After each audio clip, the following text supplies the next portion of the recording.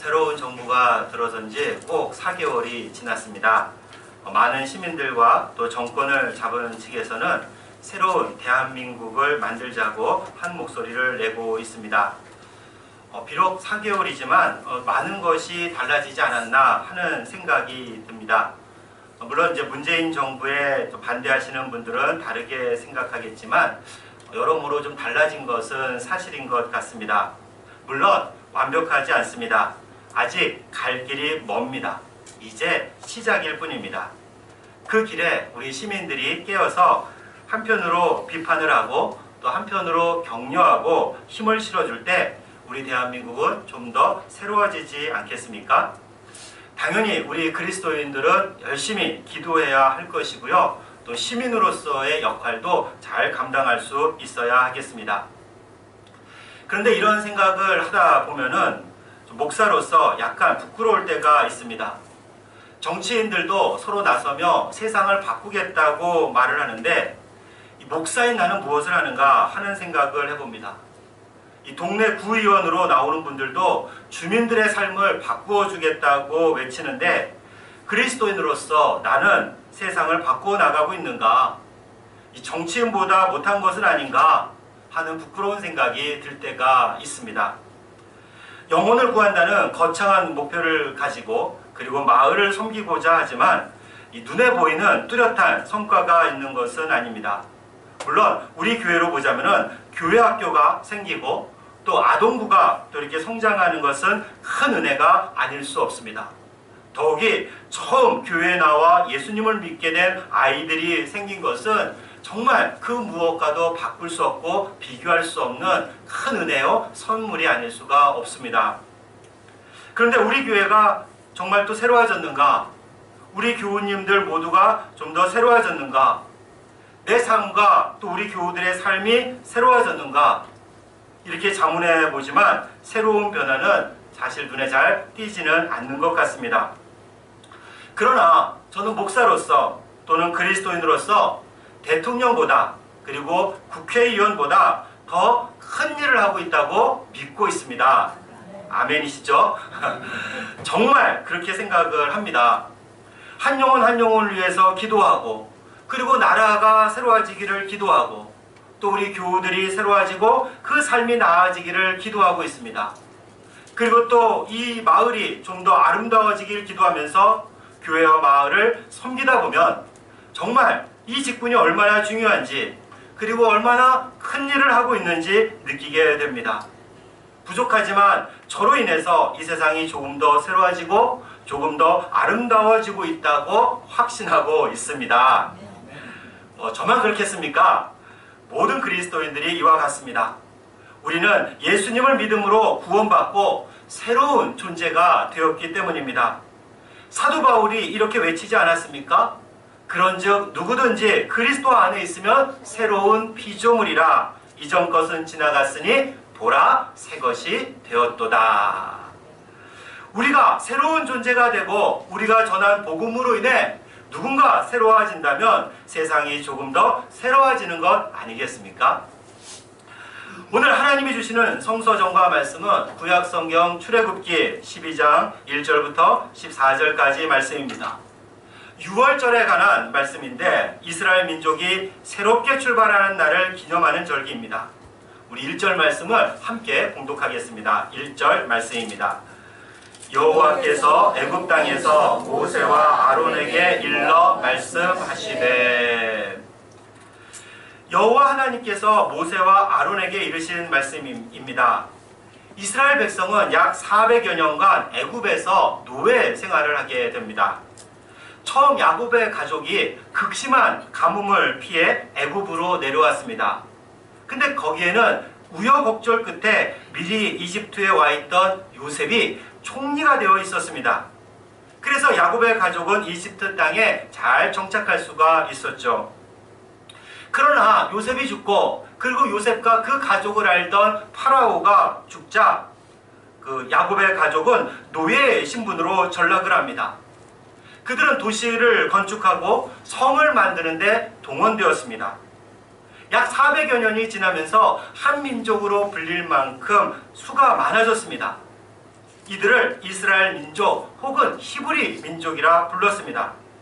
그러나 그들은 여전히 애굽 땅에서 노예의 신분을 벗어날 수 없었습니다. 그때 하나님은 모세를 부르셔서 이스라엘을 그 땅에서 불러내시려 합니다. 그리고 그들 조상에게 약속하셨던 가나안 땅을 주시겠다고 말씀합니다. 그러나 이집트의 왕 파라오는 노예들을 순수히 풀어줄 리가 없었습니다. 오히려 더 많은 일을 주면서 이스라엘 백성들을 혹사시켰습니다. 이렇게 강팍하게 구는 바로를 하나님이 심판하셨어요. 피로 강물을 물들이기도 하셨고요. 개구리나 이, 파리, 메뚜기 등을 동원하셨습니다. 많은 가축들이 죽기도 했고요. 피부병이 나기도 했고 우박이 내려서 모든 곡식들이 상하기도 했습니다. 어두움에 뒤덮이기도 했죠. 이렇게 9번의 재앙을 경험합니다. 그때마다 파라오는 번번이 이스라엘 민족을 보내주겠다고 약속했다가 그 말을 계속 번복했습니다. 조금 살만하면 언제 그랬냐 하면서 이스라엘 백성들을 놓아주지 않았습니다. 그러자 하나님은 마지막 재앙을 준비하셨어요. 애굽 땅에 있는 모든 맞이를 치겠다고 하십니다. 바로의 맞이뿐만 아니라 모든 가축에 처음 태어난 동물들도 죽게 될 거라고 선포하셨습니다. 그리고 이 마지막 재앙이 내린 후에야 바로는 이스라엘 백성을 해방시켜 줍니다. 그러나 이것도 얼마 되지 않아 바로는 이를 후회하고 병사들로 하여금 이스라엘을 뒤쫓아가 잡아들이려 하죠. 오늘 본문은 바로 이런 배경을 두고 있는데 장자들이 죽을 것이라는 마지막 재앙이 일어나기 전에 이스라엘이 행해야 할 의식을 일러주는 말씀입니다. 그리고 그것은 이스라엘 백성이 대대로 지켜야 할 유월절이라는 명절이 됩니다. 유월절은 이스라엘 민족 최대의 명절이기도 합니다. 참고로 유월절 하니까 우리가 1월, 2월, 3월, 4월, 5월, 6월 하는 식으로 6월이라고 생각하시는 분들이 가끔 있습니다. 그러나 그런 의미가 아니라 6월, 한자로 넘어간다, 지나간다 라는 뜻입니다. 아, 그런 뜻이었어? 하는 분들의 눈에 띄지만 이거는 절대로 부끄러운 일은 아닙니다. 저 역시 예전에 성경을 처음 읽을 때 5월 다음에 있는 6월이라고 정말 생각을 했어요. 그래서 창피하지 않으셔도 괜찮습니다. 어쨌든 오늘 말씀은 먼저 6월절을 어떻게 지내는가에 대해서 일러주십니다. 한마디로 어린 양을 잡아 온 가족이 식사라는 말씀이에요. 그때 양은 흠이 없고 1년된 수컷이어야 하고요. 사람 수에 따라서 준비해야 됩니다. 양 한 마리는 보통 10명 정도가 먹을 수 있었는데 당시 이스라엘 민족 가족이 한 가족이 보통 10명 정도가 되었다고 합니다. 근데 가족이 이보다 적으면 다른 가족과 함께 잡아서 먹으면 됩니다. 근데 양을 잡기 전에 아주 중요한 순서가 있었고요. 먹는 요령도 있었습니다. 우리 7절부터 9절까지의 말씀을 함께 봉독하겠습니다. 7절부터 9절까지 말씀입니다. 그 피를 양을 먹을 집 좌우 문설주와 임방에 바르고 그 밤에 그 고기 불을 구워 무교병과 쓴 나물과 아울러 먹되 날 것으로나 물에 삶아서 먹지 말고 머리와 다리와 내장을 다 불에 구워 먹고. 양의 피를 문 좌우에 있는 문설주와 임방에 바르라고 합니다. 문설주는 말 그대로 기둥이죠. 그래서 문 옆에 있어서 문짝을 달 때 쓰는 그런 기둥을 말합니다. 그리고 임방이라는 것은 위아래 가로로 이렇게 돼 있는 그런 가로막대를 말하죠. 그러니까 문 테두리에 양의 피를 바르라 라는 뜻입니다. 그리고 온 식구가 모여 식사를 하는데 이때 고기는 불에 구워 먹어야 하고 무교병과 쓴 나물을 함께 먹어야 됩니다. 무교병은 누룩, 오늘날로 보면 효소 같은 거죠. 그것을 넣지 않고 구운 빵을 말합니다. 누룩을 넣으면 발효될 때까지 시간이 걸려요. 그래서 누룩 없이 바로 반죽해서 구워 먹는 떡이 무교병입니다. 그리고 남은 음식은 아침에 다 불살라 버려야 됩니다. 그런데 식사할 때 요즘 말로 하면은 드레스 코드가 있었습니다. 일정한 복장을 하고 하나님이 하나님 앞에서 하나님이 정해주신 일정한 복장이 있었습니다. 허리에 띠를 띠고 발에 신을 신고 손에 지팡이를 잡고 먹는데 그것도 빨리 먹어야 됩니다. 저녁에 잡아야 되는 거기 때문에 저녁 식사죠. 집에서 먹는 저녁 식사니까 보통은 편안한 복장으로 천천히 먹어도 되었습니다. 그러나 그날만큼은 그렇게 하지 말라 하십니다. 당장이라도 급히 떠날 수 있도록 옷을 챙겨 입고 급히 먹어야 했습니다. 언제라도 애굽을 떠날 수 있기 때문이었어요. 그럼 왜 양의 피를 그 문설주와 임방에 바르라고 하셨을까요? 12절과 13절 말씀을 함께 봉독하겠습니다. 12절과 13절 말씀입니다. 내가 그 밤에 애굽 땅에 두루 다니며 사람이나 짐승을 막론하고 애굽 땅에 있는 모든 처음 난 것을 다 치고 애굽의 모든 신을 내가 심판하리라. 나는 여호와라. 내가 애굽 땅을 칠 때에 그 피가 너희가 사는 집에 있어서 너희를 위하여 표적이 될지라. 내가 피를 볼 때에 너희를 넘어가리니 재앙이 너희에게 내려 멸하지 아니하리라. 아멘. 그날 밤에 하나님은 이스라엘 민족을 놓아주지 않는 애굽을 심판하시는 날이 되었습니다. 이집트는 이집트 땅에 있는 사람이나 짐승의 맞이를 다 치는 날입니다. 그런데 피가 칠해진 집에는 그 피를 보고 재앙을 내리지 않겠다는 말씀이에요. 죽음이 넘어가는 겁니다. 유월하는 겁니다. 이스라엘 백성은 살아나고 해방되고 새로운 출발을 하게 됩니다. 양의 피 자체 무슨 신비한 능력이 있어서가 아닙니다. 피를 바른다는 것은 하나님 말씀을 믿고 그 말씀에 순종했다는 의미입니다. 그리고 하나님은 약속하신 말씀을 지키시는 분입니다. 그 약속대로 피를 바른 집에는 죽음이 임하지 않았습니다. 다소 끔찍한 이러한 재앙은 한편으로 바로도 매우 연약하고 어리석은 사람임을 말해줍니다. 당시 바로는 그냥 왕이 아니라 신이 아니었습니까? 신으로 숭배를 받았던 사람입니다. 근데 끝까지 하나님을 대적하면서 이스라엘 민족을 못살게 굴었어요. 그러나 그도 죽음 앞에서는 더 이상 아무 일도 할 수 없는 무기력한 존재일 뿐이었습니다. 애굽 백성들도 마찬가지입니다. 각종 우상을 숭배하면서 또 이스라엘 백성을 괴롭히는 데 동조했습니다. 그러나 죽음 앞에서 애굽 사람들도 또 그들이 섬기는 신들도 아무런 힘을 발휘할 수 없었습니다. 따라서 이 재앙을 통해서 바로를 비롯한 각종 신들이 얼마나 무력한지, 그리고 인간은 또한 얼마나 연약한지를 보여주고 있습니다. 이렇게 6월절은 이스라엘 민족이 노예 생활을 끝내고 새로운 삶을 시작하는 출발점이 됩니다. 또한 오늘 본문이 중요한 것은 예수님을 예표하는 말씀이기 때문입니다. 예수님이 바로 어린 양이 되십니다. 예수님이 십자가에서 죽으실 때도 6월절 시기였습니다. 그리고 무엇보다 우리를 대신해서 예수님이 피 흘려 죽으셨는데 우리는 이를 믿고 구원을 받게 됩니다. 죽음 이후에 영원한 생명을 얻게 되는 거죠. 마치 6월절 어린 양의 피를 문설주와 임방에 발랐을 때 죽음은 넘어가고 구원을 받았던 것과 마찬가지입니다. 예수님과 함께 있었던 예수님 당시에 있었던 세례 요한과 같은 선지자는 예수님을 향해 그래서 이렇게 증거했습니다. 보라, 세상 죄를 지고 가는 하나님의 어린 양이로다.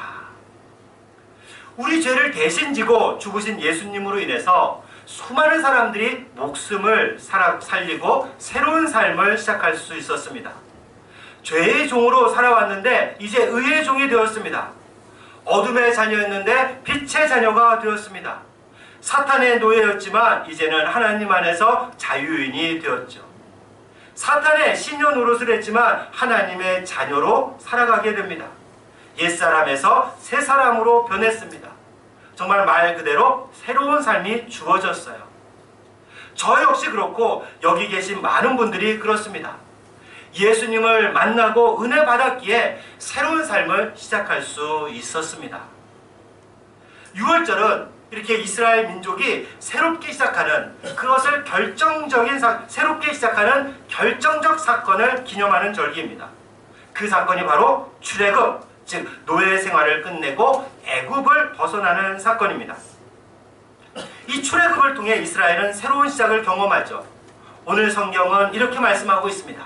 우리 2절 말씀을 함께 봉독하겠습니다. 2절 말씀입니다. 이 달을 너희에게 달의 시작 곧 해의 첫 달이 되게 하고. 하나님은 이 달을 해의 첫 달이 되게 하라 라고 말씀하셨어요. 출애굽을 앞둔 지금을 첫 번째 달, 즉 정월로 삼으라는 말씀입니다. 당시 그 달을 우리가 이스라엘 민족은 아빕월이라고 불렀습니다. 이 곡식이 새이삭, 곡식의 새이삭이라는 의미인데 바로 그때가 곡식이 익어가는 시기이기 때문입니다. 아빕월은 이스라엘 민족에게 7번째 달이었고요. 오늘날로 보면은 3, 4월 정도에 해당을 합니다. 근데 그 달을 1월 정월로 삼으라고 말씀을 하셔요. 이렇게 애굽을 나오는 그 달, 어린 양의 피를 바르고 죽음을 넘겼던 그 때를 정월로 삼아야 합니다. 하나님의 행하시는 가장 큰 구원을 경험하고 그 달을 첫 번째 달로 삼으라 말씀합니다. 이는 이스라엘 민족이 새로운 시작을 했다는 의미입니다. 출애굽을 새로운 시작으로 받아들이고 그것을 삶의 중심으로 받아들이라는 말씀이에요. 그리고 이에 따라 가치관과 세계관도 새롭게 정립해야 됩니다. 삶의 모든 일을 새롭게 조직하고 새로 시작해야 하는 것이 바로 정월에 담긴 의미였습니다. 오늘날로 말하면 예수님을 믿고 구원을 받았다면 새롭게 시작을 해야 된다는 의미입니다. 그리고 그것은 단지 신분의 변화만을 의미하지 않습니다. 이제 나는 그리스도인이라고 고백하고 나는 매주 교회 나간다고 말하고 이제 노예가 아니라 자유인이 되고 사탄의 종에서 하나님의 자녀가 되었다는 것, 그것으로 끝나지 않습니다. 7월을 1월로 바꾸라는 것은 그럼 어떤 의미겠습니까? 실제 달력이 바뀌면 삶이 바뀝니다. 시간이 다르기 때문이죠. 아마 우리 연세가 있으신 어르신들은 경험하셨을 겁니다. 음력으로 날짜를 계산해 왔었는데 어느 날부터인가 양력으로 쓰라고 합니다. 양력으로 바뀌니 얼마나 큰 변동이 있었습니까? 설날도 바뀌었어요. 저 어렸을 때만 해도 왔다 갔다 했습니다. 양력 1월 1일 설날로 하다가도 또 구정이라고 해서 또 그날을 하기도 하고 안 쉬기도 하고 얼마나 왔다 갔다 했는지 모르겠어요. 그러다 이제 지금은 자리가 좀 잡혔지만 큰 변동이 있었습니다. 처음에는 적응하기가 어려울 겁니다. 그러나 적응하지 못하면 살 수가 없습니다. 양력으로 다 말하는데 나만 음력으로 살아갈 수 있겠습니까? 이렇게 달력을 바꾼다는 것은 삶이 바뀌는 것을 의미합니다. 그렇기에 삶의 중심을 바꿔야 한다는 말씀이에요. 우리가 예수 그리스도를 믿음으로 받은 구원을 중심으로 우리 삶이 바뀌어야 된다는 말씀입니다. 물론 그렇다고 이 말이 날마다 교회에 와서 살라는 그런 의미는 아닙니다. 그럼 새로운 시작을 위해 어떻게 해야 합니까? 10절과 11절 말씀을 우리 함께 봉독하겠습니다. 10절과 11절 말씀입니다. 아침까지 남겨두지 말며 아침까지 남은 것은 곧 불사르라. 너희는 그것을 이렇게 먹을지니 허리에 띠를 띠고 발에 신을 신고 손에 지팡이를 잡고 급히 먹으라. 이것이 여호와의 유월절이니라. 아멘. 이스라엘 백성에게 하나님은 남은 음식을 모두 불사르라고 명령하셨습니다. 먹을 때 곧 길을 떠날 차림으로 먹어야 했습니다. 그리고 그것을 떠나야 합니다. 급히 떠나야 합니다. 단번에 떠날 수 있어야 합니다. 그 자리에서 민기적거리지 말고 떠나야 합니다. 실제로 이스라엘 백성은 그 다음날 떠나게 됩니다. 그러나 그 중에 이렇게 생각한 사람이 있을 수 있습니다. 이집트가 이렇게 큰 재앙을 겪었으니 이제 정신 차리겠지. 하나님이 어떤 분인지 알았으니 바로도 우리를 함부로 대할 수 없을 거야. 이제 종로로 돼서 해방되고 좀 더 나은 생활을 할 수 있을 거야. 중노동에서 벗어날 수 있을 거야. 이집트에서 생활도 이제 좋아질 텐데 왜 길을 나서나? 길 나서면 고생이지. 그리고 우리가 가는 길이 어딘지도 모르잖아. 그냥 이곳에 머무르는 게 최선이야. 이렇게 생각하고 안 떠난 사람은 어떻게 되었겠습니까? 비록 그 밤에 죽음이라는 재앙은 피했지만 그 자리에 머물면 그냥 노예일 뿐입니다. 남은 고기를 먹으면서 며칠 연명할 수 있을지 모르지만 우상 숭배와 죄악이 가득한 곳에서 노예로 살아갈 뿐입니다. 그러나 하나님은 먹다 남은 것을 불살라버리고 명령이 떨어지자마자 떠날 수 있어야 한다고 말씀합니다. 그래야 진정한 자유인이 됩니다. 떠나야 새로운 삶을 살 수가 있기 때문이죠. 미련 없이 떠나는 것이 새로운 시작입니다. 마치 건너온 다리를 불사르는 심정으로 떠나가야 하나님이 약속하신 젖과 꿀이 흐르는 땅에 들어갈 수 있습니다. 물론 당분간 광야에서 지낼 수도 있습니다. 그러나 광야가 두려워 그대로 있으면 결코 새로운 삶을 살 수가 없습니다. 떠나지 않으면 약속의 땅에 들어갈 수가 없습니다. 사랑하는 자매 형제 여러분, 우리가 지금 머물고 있는 곳은 어디입니까? 예수님을 믿고 구원을 받았다고 하는데 지금 머물고 있는 곳은 어디입니까? 혹 애국과 같이 우상 숭배와 죄악의 땅은 아닙니까? 죄의 노예로 살아가고 사탄의 노예로 살아가고 그리고 재물에 얽매여 살아가는 자리, 명예와 탐욕과 거짓을 추구하며 살아가는 자리, 음란과 음행의 자리가 아닙니까? 지난밤에 죽음에 비켜간 것에 만족하고 그 자리에 있으려 하는 것은 아닙니까? 민기적거리며 오히려 그 자리를 즐기려 하는 것은 아닙니까? 만일 그렇다면 당장 그 자리에서 떠나십시오. 죽음이 넘어가고 구원을 받았다면 그 죄악의 자리에서 떠나십시오. 미련을 둘 필요가 없습니다. 불살라 버리시고 미련 없이 떠나는 것, 그것이 바로 새로운 시작입니다. 우리 중에는 새로운 시작을 하신 분도 있을 것이고 아직 떠나지 못한 분들도 있을 겁니다. 새로운 시작의 길을 떠나셨다면 후회하지 말고 뒤돌아보지 마십시오. 그리고 아직 새로운 시작을 위해 떠나지 못했다면 과감하게 떠나십시오. 그 새로운 시작의 길에 주님이 우리와 함께 동행할 줄로 믿으시기 바랍니다. 그리고 그 길에서 우리가 함께 만나 서로 격려하고 걸어가게 되기를 주님의 이름으로 축원합니다.